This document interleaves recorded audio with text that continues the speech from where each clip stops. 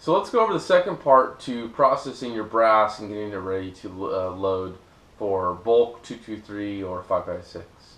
What we're going to go over is we're going to go over cleaning your brass, we're going over resizing and lubing your brass, and then we're going to go over trimming the neck to make sure it's within spec. So that's what this video is going to focus on, and I'll be nice and quick, get to the point. So what we got here is we got a bucket. This is just to throw your brass into and get it, so we can set it aside and have it ready. You can use any kind of container. This right here is just a bowl. It's always nice to have an extra bowl so that we can help organize things. And then here's this classifier that I picked up at a mining store. The other nice thing about this one is that it's made to fit inside a 5-gallon bucket. So I can go like that if I need to, and that works out pretty well. So right here we got our tumble media and our tumbled brass that we left overnight. So we pull the lid off. We got a bunch of brass and media. So what we do here is we put this classifier on top of the bucket, and all I do is just pour it. And it's a little dusty. Normally I do this in the garage, but I'm just doing it here to make it easy to film. There we go. So we give it a couple shakes. So let's get some media out. Essentially what this thing is doing is this big classifier is doing the same thing that an expensive case tumbler to get the media out would do. I think they're about $50. You can always do it, but this is a lot cheaper. I think this was, $15, and I use a 5-gallon bucket. It takes up less room in my garage, and it works for me. All right, guys, I'm going to spare you the boring stuff. I separated the brass and organized it, and so what I'm going to need here is I'm going to need 2 bins. One bin is cleaned case lube, ready to fire. So I think you see that. That's going to be where I'm going to put my brass after it's come out of the tumbler. I'm going to shake out as much media as I can, and I'm going to put them in this bin. And I also write on there, that way I know what's actually in this bin. It has a nice lid, so if I stop halfway through doing reloading, I can put everything aside in the rack. I know what it is. The other thing is this is going to be, after we've resized the brass, this is going to be sized but not trimmed. So the trimming stage is the final stage before we actually start loading powder and primers into our casings. So one thing you're going to need to get is some kind of case lube. I like using this Hornady one-shot. It comes in a spray can. It's a little bit more affordable if you get the stuff in the spray bottle right here. And this stuff works really great because what I do is I take this to my bin that has cleaned case lube ready to resize, and all I'm going to do is just spray the brass. And I like it that it's in this tub because any extra lube gets distributed with the other brass. Okay, one other thing. I always like taking the primers out because it's less likely for a primer to get fed into a case. I don't want the primers loaded into the casings right now. But you notice that when I pull down on the arm here, you can hear that little click, click, click. That's called your cam over. When you're sizing the die and you're tuning this die in, what you want to do is tune it in, pull the lever down and tighten the die to the top of the plate, and then let the plate down and screw it in another 1/4 inch.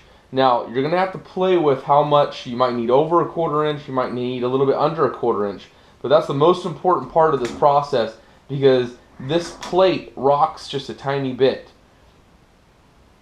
So if I'm pushing out, this plate could rock either this way or it could rock this way just a tiny, I'm over exaggerating, just a tiny bit, and that will maybe let your case, your case might be a little bit longer than it needs to be. So that's your cam over. Want to make sure that you get that little click at the very end. The other part is that your pin, you want your pin to pop through the bottom of the see if I can show you here.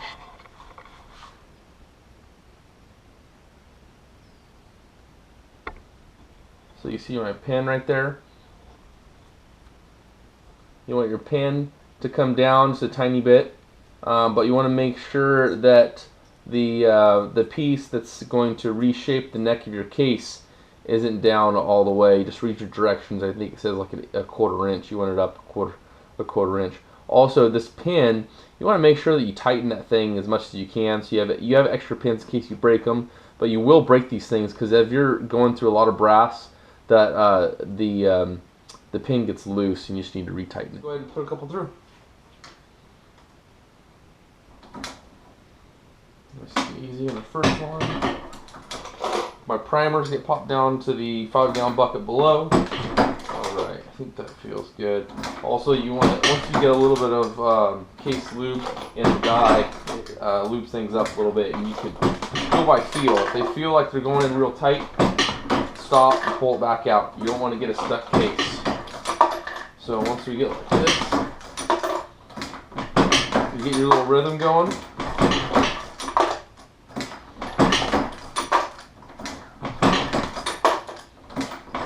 Just like that.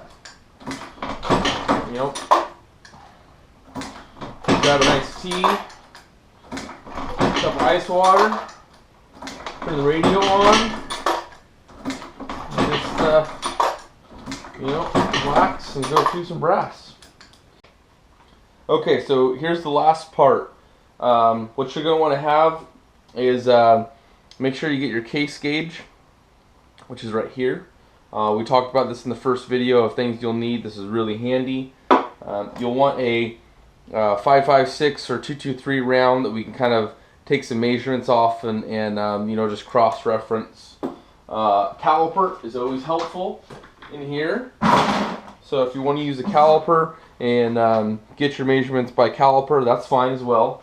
But the case gauge is kind of a foolproof, dummy-proof way to see if your round will fit into the chamber of your rifle. It's supposed to be an exact replica of a 2.23 chamber. So these are really helpful. I got my drill here, and then I have the world's finest trimmer on the end, and we'll show you kind of how I have the setup used. The other thing is I got a big shop vac. You'll want this to suck up some of the metal shavings. You could probably rig something up where it just held it there, but this is really handy. If you had I would not recommend using an air compressor to blow the brass shavings out because they're really fine and they can get in your eyes, and that wouldn't be good. The last part is you have to make sure that you wear some safety glasses, because as we're trimming, there's going to be small pieces of brass that come out, and if you get a piece of that stuck in your eye, you will have to get it pulled out yourself, or go to the doctor to get that done. So real important. And then I missed one part. I do have a third bin. So this bin says resized, trimmed. This is what we're doing right now. We're trimming the neck and ready to load. So if I'm ready to load, this is the bin I'm grabbing brass from. So real quick, I'll show you how to use this case gauge. I'm going to grab one of these Hornady. Hornady 5.56 NATO. You can kind of see this right there. It's a 75 grain boat tail hollow point bullet. So it should be a 5.56 spec. The specs are really close between 5.56 and 2.23. But I put this in here, and I noticed that the top of this brass is below the low mark, or it's just above the low mark on the case gauge. And then there's a high ridge on the case gauge, and it's just below the high ridge. So it's above the low ridge and below the high ridge. The part that we're going to be trimming, though, is the neck. So if we flip this over and you look at the neck is just below the low mark on the case gauge. So here's our case gauge. This is a Dillon Precision 223 case gauge, and I'll show you why this is important that we use this. When we are resizing our brass, what will happen is that it will push the metal up through the neck, because that's the place where it's not getting resized. So it's pushing the neck further out.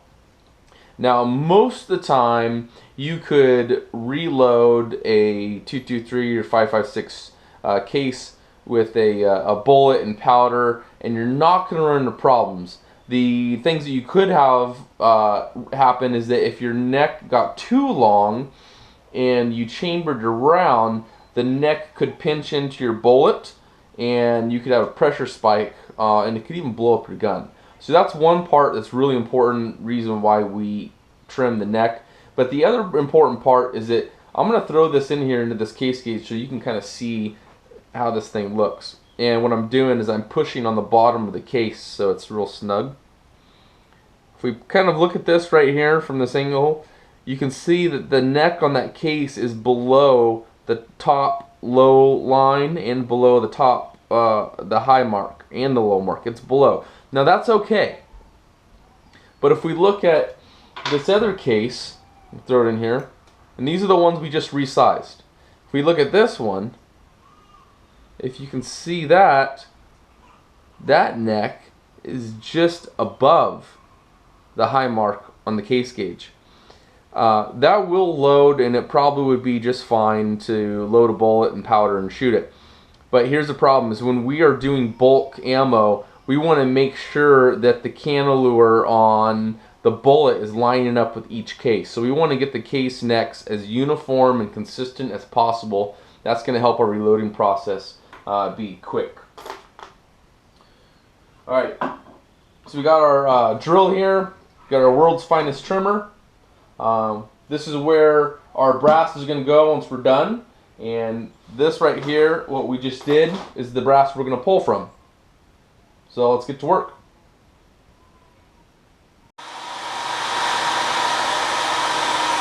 So all I'm doing is I'm grabbing my brass and pushing it in there until I feel a little bit of pressure. And then you'll feel that it goes from rough to smooth. When I feel that it's smooth, that's when it's trimmed enough. That one grabbed a little bit.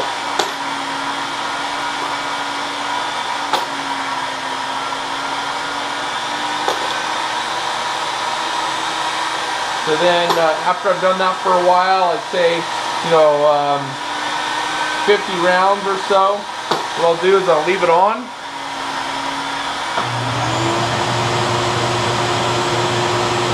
Turn my vacuum cleaner on and suck out the brass from the side.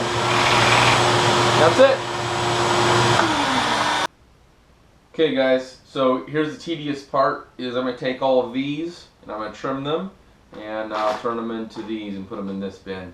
I'd say there's probably 500 rounds in here, and it'll probably take an hour to process them all. So, thanks for watching.